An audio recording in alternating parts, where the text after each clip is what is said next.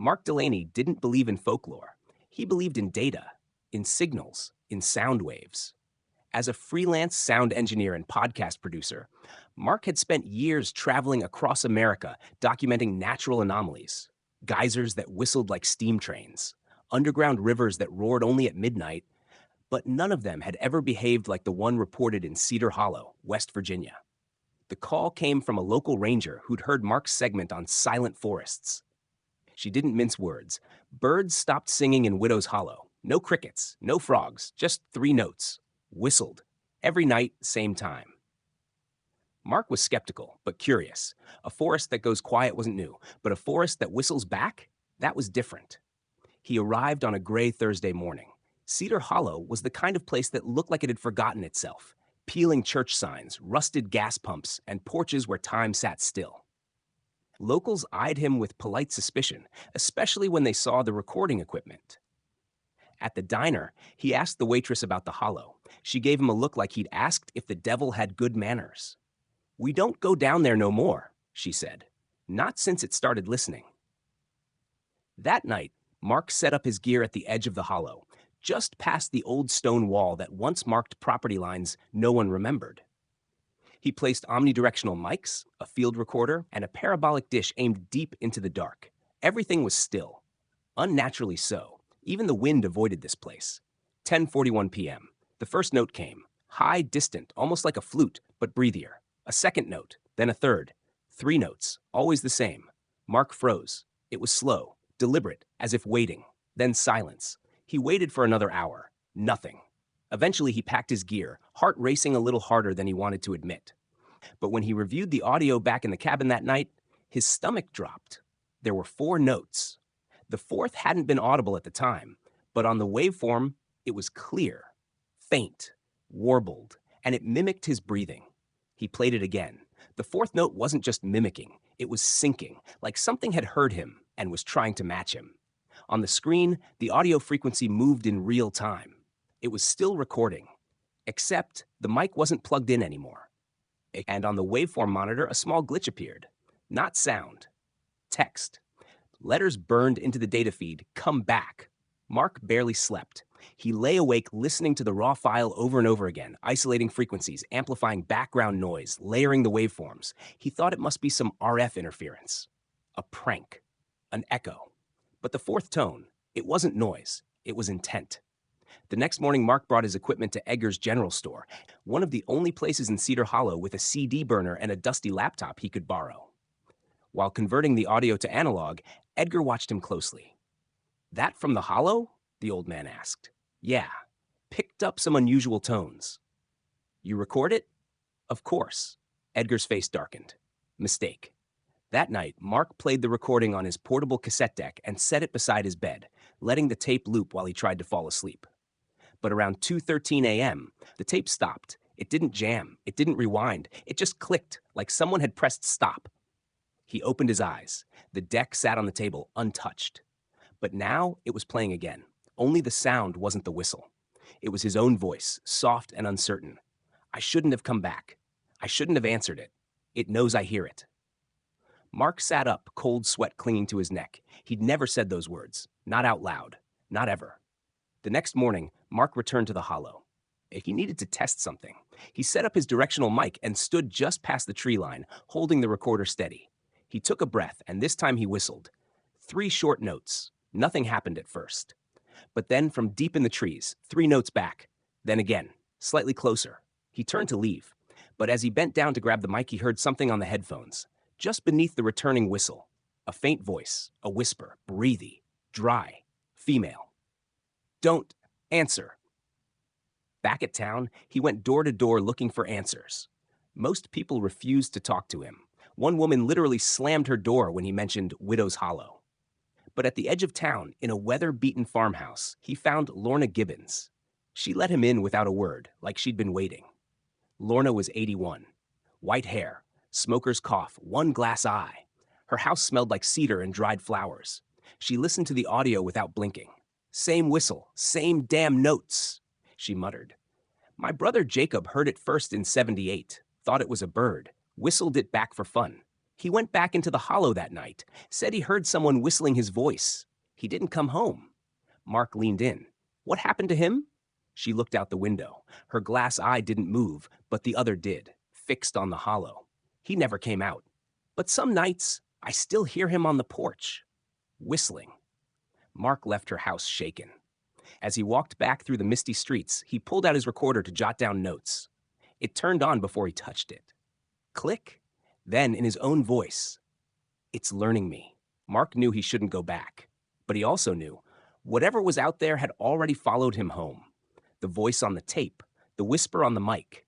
It wasn't coming from Widow's Hollow anymore. It was coming from him. So he decided to face it, on its own ground. On the third night, as the sun slipped behind the ridgeline, Mark packed his gear. 2 field recorders, a head-mounted mic, a thermal camera, a notebook, and a shortwave radio that hadn't picked up a signal in days. He left a note with Lorna, in case he didn't come back. All it said was, "If you hear my voice after tonight, it isn't me." He entered the hollow at 9:12 p.m. The silence was absolute. No wind, no birds, no insects, just the crunch of leaves underfoot and the soft, endless hum of his own nervous system. At 9:43 p.m., the whistling began. 3 notes, then 3 more, this time closer, more confident.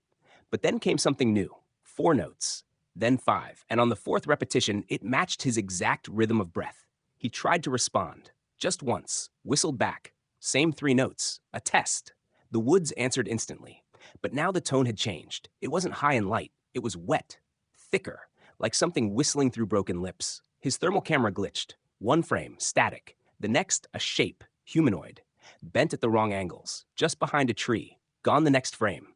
He froze, turned slowly. There was nothing there, only a log, a broken branch, and a cassette tape nailed into the bark. He pulled it down. It was old, covered in moss, written in marker across the label, "Jacob, do not play." He played it. At first, silence, then static, then a voice. Mark's voice. "Why did you come back? You should have let it sleep. Now you've taught it new words." He shut off the tape, heart pounding. Suddenly, his shortwave radio crackled. Through the noise came a distant breath. Then a voice. "Mark?" He dropped the radio. It kept playing, even with no batteries. "Come closer." He ran. Branches clawed his jacket. Something kept pace behind him, not quite walking, not quite crawling. He burst into a clearing, and there it was, a shack, old, collapsed in one corner, but still standing. Inside, through the crooked door, he saw a reel-to-reel machine spinning by itself, wires dangling like vines, a warm, unnatural glow from within. He stepped inside. The whistling stopped, and the tapes began to speak, all at once, dozens of voices, children, men, women, all using his voice. "We heard you," you answered. "Now we know what you sound like." Then silence, and a new voice filled the room, not on tape, behind him, wet, broken, whispered. "Now, you know what I sound like." Mark spun around. The shack was empty. No one stood behind him. No breathing, no footsteps. Just a warped echo of his own panic, bouncing off the rotting wood. But then the tape reels began spinning in reverse. All of them. The voices unspoke, words rewound. The shack filled with the sound of memories folding backwards, and one by one the reels began speaking again, this time without machines. "We were voices once. We were names. We were you." Mark stumbled out of the shack and fell to the dirt. His thermal cam flickered again. There, standing across the clearing, a figure. It looked like a man. No, a copy of one. Too tall, too still. Its jaw hung loose. Its limbs moved in jerks like a marionette remembering how to walk, and it began to whistle. 3 notes, then 4. Then, his laugh. Mark backed away slowly, breathing hard. The thing stepped forward and its face shifted. Not morphing, matching. It was trying to match him, piece by piece, eyebrows, jawline, the tiny scar on his temple. But it wasn't perfect. The more it copied, the more wrong it looked, like it was building a person from a voice. And then it spoke. Mark Delaney, sound engineer, age 33. Afraid of dogs, grew up in Lansing, doesn't believe in ghosts. It paused, then added, using his exact voice, believes now. He turned and ran. Branches whipped his face. The path twisted in impossible ways. The woods were warping. Every tree whispered a version of his name. "Mark, Mark, we are Mark." He dropped his notebook. As one of the pages flipped open in the dirt, written in his handwriting, though he never wrote it. The forest doesn't echo. It remembers. When he finally reached the trailhead, he collapsed just past the stone wall. The woods were silent again. But from deep inside the hollow, a single note rang out, low, long, final, like the closing of a throat. At his cabin, Mark packed his things, trembling. He didn't speak to anyone, didn't say goodbye. He drove straight out of Cedar Hollow, his eyes on the mirror the whole time. He left the tapes behind. But the sound? The sound came with him. That night, in a gas station 2 towns over, he stopped to rest. He stepped into the bathroom. The automatic light didn't turn on. But from the stall behind him, he heard 3 slow notes. Then his own voice whispered, "You left too late." Mark didn't speak for days. He drove, ate, slept with the lights on. And every time he turned on his recorder, he promised himself it was just to test, just to check. But somehow it was always recording before he hit the button. 3 weeks passed. He rented a basement studio in Ohio. No windows, no trees, just soundproof walls and industrial silence. But the recordings followed. One night, while editing an unrelated interview, he heard something buried beneath the guest's voice. A click, then a faint double-layered echo. It was his laugh. Exactly his. Down to the cough he didn't know he had. He deleted the track, but the waveform regenerated. It was learning. He switched mics. It followed. He unplugged all his gear, and it kept recording. Mark no longer trusted his voice. He stopped taking calls, stopped speaking aloud. He tried to forget the whistle, to bury it under podcasts, white noise, sleep aids. But sometimes, in the silence between edits, he heard breathing that didn't match his own. He returned to Cedar Hollow one last time, not to confront it, not to finish the story, but to warn someone. He found Lorna still in her house, staring at the window that faced the woods. She looked thinner. Her eyes didn't move when he spoke. She only said, "You shouldn't have brought it back with you. But you're not the first." That night, Mark left his recorder on her porch. He placed a note with it. "If you hear me say anything, burn this." Then he walked into the hollow, without equipment, without maps, without a voice. The next morning, a park ranger found a trail of footprints in the mist. They led into the forest, then stopped mid-stride. No return path, no sign of struggle. Just a cassette tape in the dirt, still warm. On the tape, breath, silence. Then softly, "I finally understand the silence."